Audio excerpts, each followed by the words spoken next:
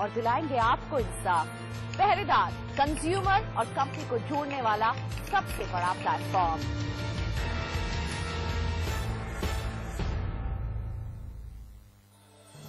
पहरेदार के प्रायोजक हैं Asian paints Ultima.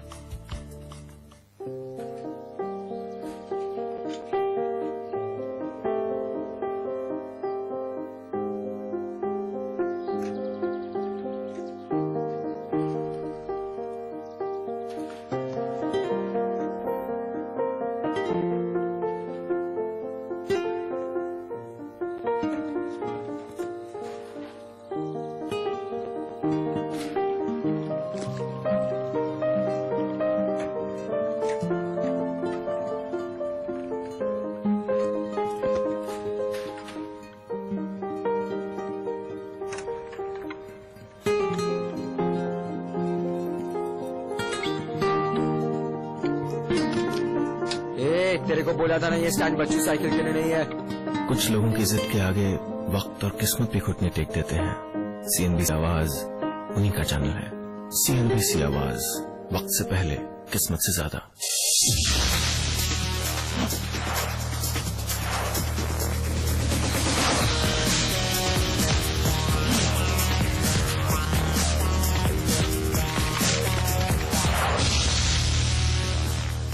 Welcome back. आप देख रहे हैं प्रॉपर्टी गुरु और बारी है आपकी प्रॉपर्टी से जुड़ी लीगल प्रॉब्लम्स को सुलझाने की। और इसके लिए आज हमारे साथ स्टूडियो में मौजूद है लीगल एक्सपर्ट उदय वावीकर। उदय जी, बहुत स्वागत है आपका प्रॉपर्टी गुरु में। तो आइए उदय जी के साथ आपके कानूनी सवालों के जवाब देने की कोशिश करते हैं। हमारे पहले कॉलर हैं नितेश, नोएडा से फोन किया। नितेश जी, पूछिए अपना सवाल।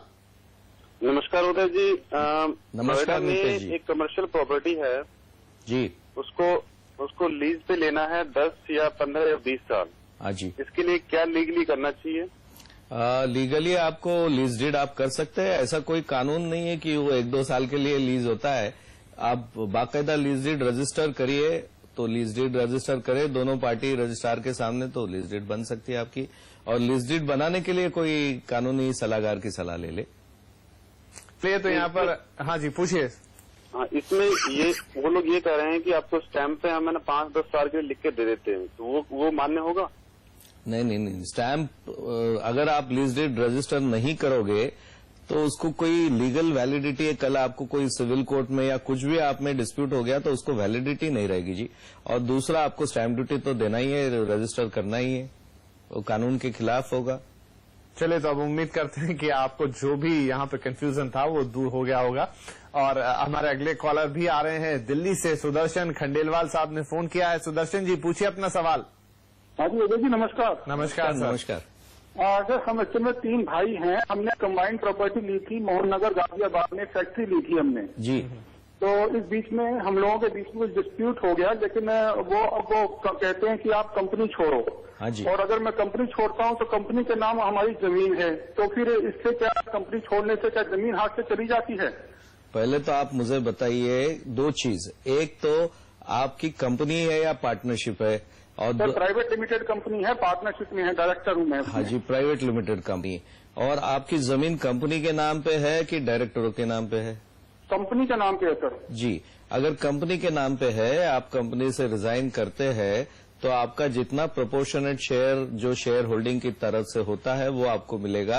आपकी जमीन पर कोई आपकी जमीन पर कोई ओनरशिप राइट, जिसे हम मालकी हक कहते हैं, वो नहीं रहता है, क्योंकि मालकी हक हमेशा कंपनी का रहता है। और कंपनी तो एक आर्टिफिशियल पर्सन है, तो कंपनी को अलग एंटिटी है, डायरेक्टर चलाते जरूर है। तो आपके समझ में आया? तो आपकी जितनी शेयर होल्डिंग है जी उतनी आपको मिल जाएगी। जी, जमीन से हमारी ओनरशिप हट जाएगी? हाँ जी, बिल्कुल। ओनरशिप वैसे भी कंपनी की है, किसी इंडिविजुअल डायरेक्टर की नहीं है।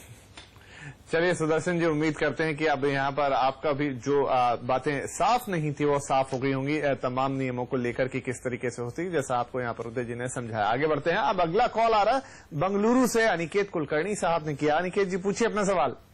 सर, मेरे दादाजी की एक प्रॉपर्टी है जी, वो पिताजी के नाम पर रजिस्टर्ड है, और इस पर चाचा जी नाराज है इस बात से, और वो कोर्ट में कह रहे हैं कि वो केस करेंगे इस बात के लिए। अब सर, रजिस्ट्रेशन के वक्त हमने दो लोग वहाँ प्रेजेंट थे, उसमें से सर एक का देहांत हो गया है, और जो दूसरा है सर वो कोर्ट में मुकर भी सकता है। अच्छा, तो सर अभी क्या करूं सर मैं? जी कुलकर्णी साहब यहाँ पर आपको उदय जी गाइड करेंगे। सर क्या सलाह होगी इनके लिए? सर पहले तो मैं इन्हें पूछना चाहता हूं कि ये जो प्रॉपर्टी आपने रजिस्टर करवाई है, क्या वो दादाजी का विल की तरफ विल है? दादाजी का कोई इस हिसाब से रजिस्टर करवाई है क्या आपका नाम दादाजी के साथ पहले से लगा हुआ है? नहीं सर, विल तो ऐसा कुछ नहीं सर। तो फिर आपने कैसे रजिस्टर कराई? मतलब डायरेक्ट जाके रजिस्टर कराई? जी सर। तब दादाजी का देहांत हो चुका होगा ना? नहीं सर, दादाजी के साथ रजिस्टर्ड हुआ था सर। दादाजी के साथ रजिस्टर्ड होगा, मतलब दादाजी ने आपको दी, आपका जो एग्रीमेंट है वो दादाजी ने साइन किया हुआ है? जी सर, पिताजी ने किया है। पिताजी के नाम पे एग्रीमेंट है, प्रॉपर्टी है सर। मगर साइन देने वाला कौन है? दादाजी है। दादाजी सर, दादाजी। तो अगर दादाजी ने आपको दिया है तो दूसरे का कोई हक नहीं बनता है। पिताजी की साइन है, एग्रीमेंट दादाजी और पिताजी के सामने है, रजिस्टर्ड एग्रीमेंट है। अगर विटनेसेस आज है ही नहीं तो भी ये आपका जो हक है वो बराबर है। आपको कोई सक्सेशन राइट्स आपको नहीं अफेक्ट करता है, क्योंकि उनकी लाइफ टाइम में उनकी सेल्फ एंड प्रॉपर्टी दादाजी ने आपको दी हुए। फिर भी अगर सामने वाला पार्टीशन सूट फाइल करे तो आपको उसे डिफेंड करना होगा। डॉक्यूमेंट ओरिजिनल जो रजिस्टर्ड है वो आप बराबर रखिए, चलिए उसे गुम नहीं करना। जी कुलकर्णी जी, तो अपने डॉक्यूमेंट्स को संभाल के रखिए और यहाँ पर आपका केस मजबूत है। हाँ, हालांकि अगर आपके खिलाफ कोई केस करने जाएगा तो आपको अदालत में उसे जवाब जरूर देना होगा। बहरहाल यहाँ पर वक्त हो गया एक छोटे से ब्रेक का, लेकिन लीगल सवाल जवाब का सिलसिला ब्रेक के बाद भी बना रहेगा। और उदय जी हमारे साथ हैं, तो आप भी कहीं मत जाइए, हम तुरंत हाजिर होते हैं इस छोटे से ब्रेक के बाद।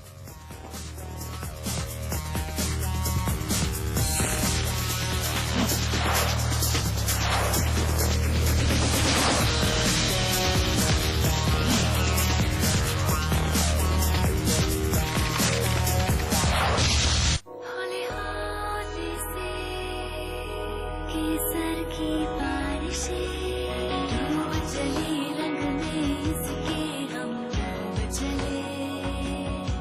विमल में है कश्मीर केसर, जिसके स्वाद में डूब रहे हैं सब। विमल पान मसाला, दाने दाने में किस